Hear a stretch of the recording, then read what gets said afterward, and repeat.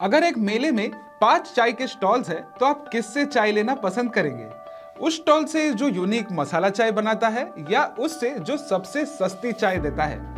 हर company का अपना एक एज होता है जो उसे मार्केट में बनाए रखता है। आपके हिसाब से कौन सी इंडियन कंपनी अपने सेक्टर की किंग है? कमेंट करके बताइए। और अगर आपको ये सीरीज हेल्पफुल लग रही है तो एंजल वन के चैनल को जरूर सब्सक्राइब करें। कॉम्पिटिटिव पोजीशन क्या है और क्यों जरूरी है? कॉम्पिटिटिव पोजीशन का मतलब है एक कंपनी का अपना मार्केट में पोजीशन और उसका एबिलिटी नए चैलेंजेस का सामना करने का।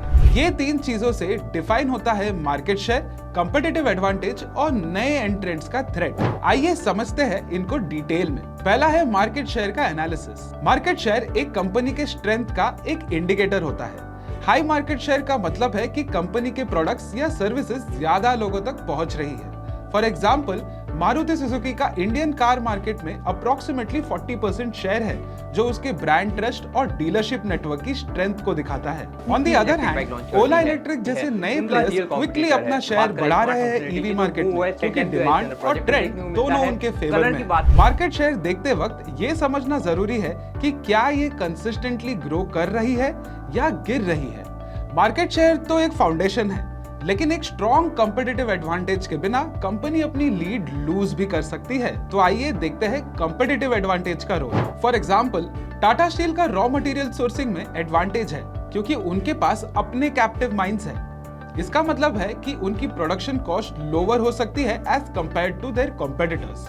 एफएमसीजी सेक्टर में हिंदुस्तान यूनिलीवर का डिस्ट्रीब्यूशन नेटवर्क एक बड़ा एडवांटेज है, जो रिमोट एरियाज तक अपने प्रोडक्ट्स पहुंचा पाता है। अगर कॉम्पिटिटिव एडवांटेज सस्टेनेबल है तो कंपनी के प्रॉफिट्स और ग्रोथ के चांसेस ज्यादा होते हैं। लेकिन अगर नए कॉम्पिटिटर्स मार्केट में आ जाए तो एक स्ट्रॉन्ग कॉम्पिटिटिव एडवांटेज भी चैलेंज हो सकता है। तीसरा है न्यू एंट्रेंट्स का थ्रेट। अब न्यू एंट्रेंट्स का थ्रेट कैसे एसेस करें?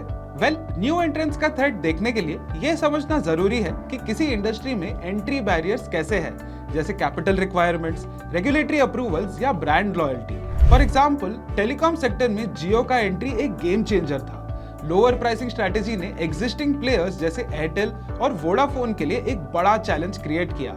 आईटी सेक्टर में नए स्टार्टअप्स नीश सॉल्यूशंस के थ्रू बड़े प्लेयर्स को चैलेंज करते हैं, लेकिन स्केल और एक्सपर्टीज की वजह से टीसीएस और इन्फोसिस जैसे कंपनीज अपनी लीड मेंटेन कर पाते हैं। थ्रेट ऑफ न्यू एंट्रेंट्स का इंपैक्ट ये डिसाइड करता है कि एग्जिस्टिंग कंपनीज अपने मार्केट शेयर को कैसे डिफेंड करती है। तो दोस्तों, कॉम्पिटिटिव पोजीशन समझने का मतलब है एक कंपनी की मार्केट में स्ट्रेंथ और वीकनेसेस को एनालाइज करना। इससे आपको ये समझने में हेल्प मिलता है कि एक कंपनी कितनी सस्टेनेबल है और कैसे फ्यूचर रिस्क का सामना कर सकती है। अब आपके हिसाब से कौन सी इंडियन कंपनी का कॉम्पिटिटिव एडवांटेज सबसे स्ट्रॉन्ग है?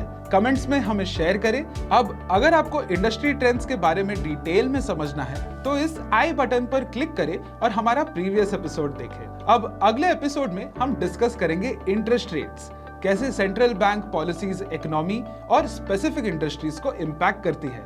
तो चैनल को सब्सक्राइब करना ना भूलें and stay tuned for the next episode. Investments in securities market are subject to market risk. Read all the related documents carefully before investing.